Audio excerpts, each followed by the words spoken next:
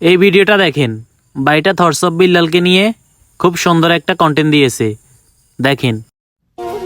Thoughts of Bilal ভাই, যাকে ব্যবহার করে অনেকে ফর ইউতে যেতে চায়। তার সুসময়ে তার নাম নিয়ে অনেকেই কামিয়েছে মিলিয়ন মিলিয়ন ভিউ।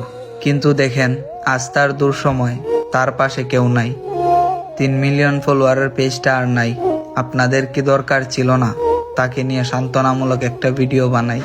সুসময়ে পাশে ছিলেন, দুঃসময়ে দূরে সরে গেলেন।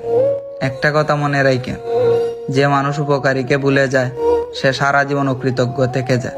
আর অকৃতজ্ঞ মানুষ কখনো কারো অনুপ্রেরণা কিংবা আইডল হইতে পারে না। সুসময়ে পাশে ছিলাম, দুঃসময়েও পাশে আছি ভাইজান।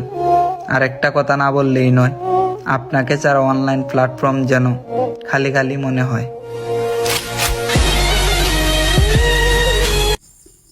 আসলে দুঃসময় কেউ পাশে থাকে না, সুসময় অনেক মানুষ পাশে থাকবে, কিন্তু দুঃসময় একটা মানুষকেও পাশে পাবেন না।